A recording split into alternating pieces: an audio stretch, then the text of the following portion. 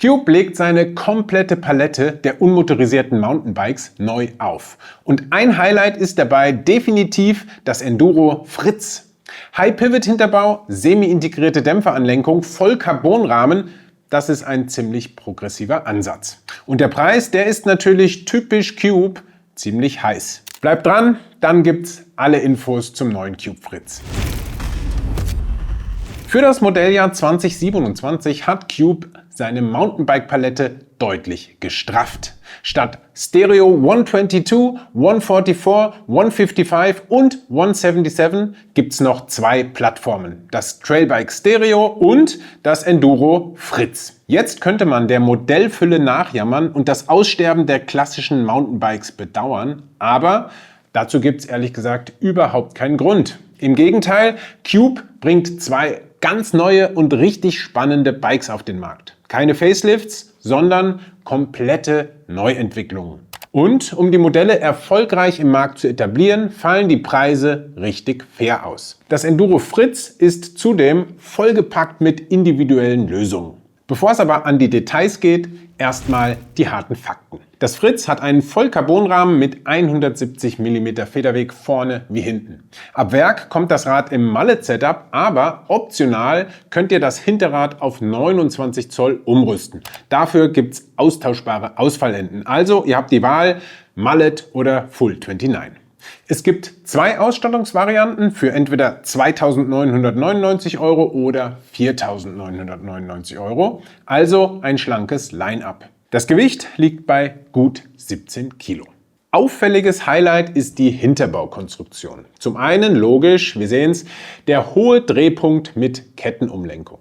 Ziel der High-Pivot-Konstruktion ist klar. Eine nach hinten gerichtete Raderhebungskurve, dadurch sollen Schläge noch geschmeidiger pariert werden und die Traktion noch höher ausfallen. Das ist ein Fakt, den sicherlich die Rennfahrer des Cube Action Teams auf der Wunschliste hatten, denn das Enduro-Rennteam war in die Entwicklung stark mit eingebunden und auch schon im Weltcup mit dem Fritz unterwegs. Optisch besonders ist auch der, ich sag mal, semi-integrierte Umlenkhebel. Der vordere Teil, der sitzt dabei etwas versteckt und kompakt im Sitzrohr. Technisch handelt es sich hierbei um einen klassischen Viergelenker und der Umlenkhebel, der ist zwar speziell konstruiert, funktioniert im Grunde aber wie ein ganz klassischer Umlenkhebel. Die Steifigkeit soll bei dieser Lösung hier höher sein und das Lager, das fällt voluminös und damit robust aus.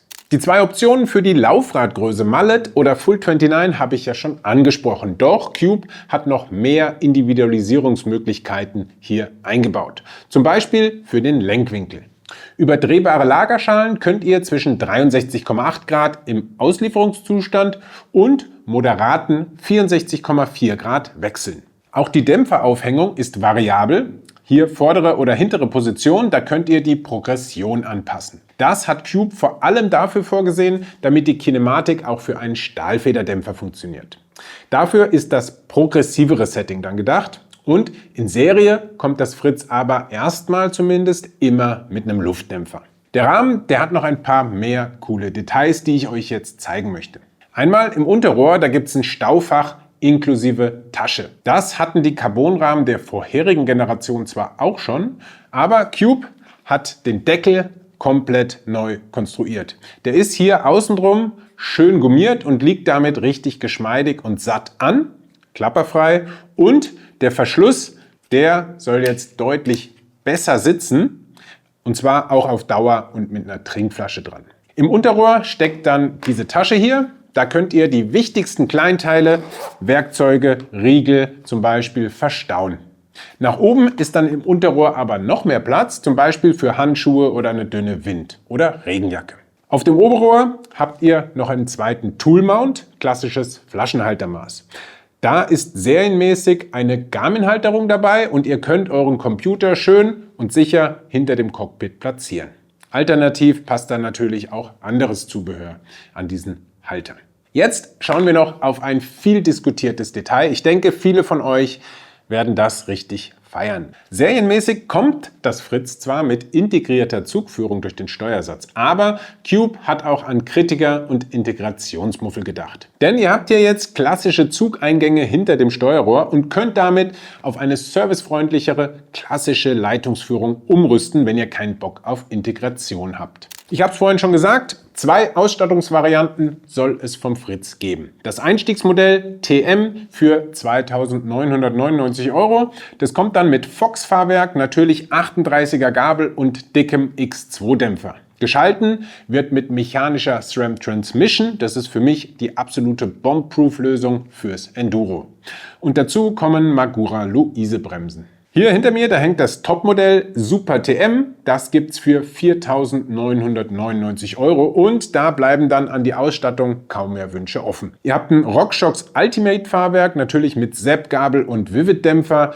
Geschalten wird dann elektronisch über SRAMs XO Transmission und die Bremsen sind SRAM Maven Silver. Bei den Reifen, da geht Cube wirklich an beiden Modellen in die Vollen. Das Super TM hier, das kommt mit Continentals Kryptotal, super fette Downhill-Karkasse und zwar vorne und hinten.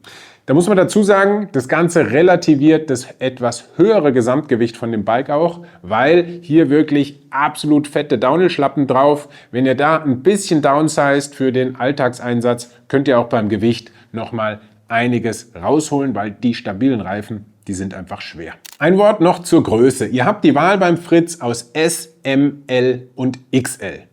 Das Bike fällt insgesamt nicht riesig aus, sowohl was den Reach als auch was den Radstand und die Oberrohrlänge angeht. Das heißt, im Zweifel könnt ihr durchaus zur größeren Größe greifen und ihr braucht keine Angst zu haben, dass das Fritz sich dann wie ein Langholzlaster fährt. So viel kann ich von meiner ersten Testrunde mit dem Bike schon mal verraten. Obwohl das Bike auf den ersten Blick schon einige krasse Details von einem richtigen Race-Enduro hat, es bleibt durchaus lebendig und spaßig zu fahren und macht damit auch abseits der Rennstrecke eine richtig gute Figur. Zumindest gilt das hier für die Serienkonfiguration mit kleinem Hinterrad. Wer es racing mag und noch mehr Laufruhe herauskitzeln möchte, kann das mit dem Full 29er Setup angehen. Dann wächst nämlich auch die Kettenstrebenlänge und zwar von kurzen 435 mm mit 27,5er Hinterrad auf 447 mm. Das sollte sich dann schon deutlich bemerkbar machen. Das war's jetzt erstmal mit dem Check des neuen Cube Fritz. Wir haben das Testbike am Start und werden jetzt intensiv damit unterwegs sein. Den ausführlichen Test, den findet ihr dann bald auf unseren Kanälen. Schreibt doch gerne in die Kommentare, was interessiert euch am meisten und worauf sollen wir beim Testbericht genauer eingehen. Und was haltet ihr überhaupt vom neuen Cube Fritz? Schreibt es uns in die Kommentare und damit ciao und bis zum nächsten Mal.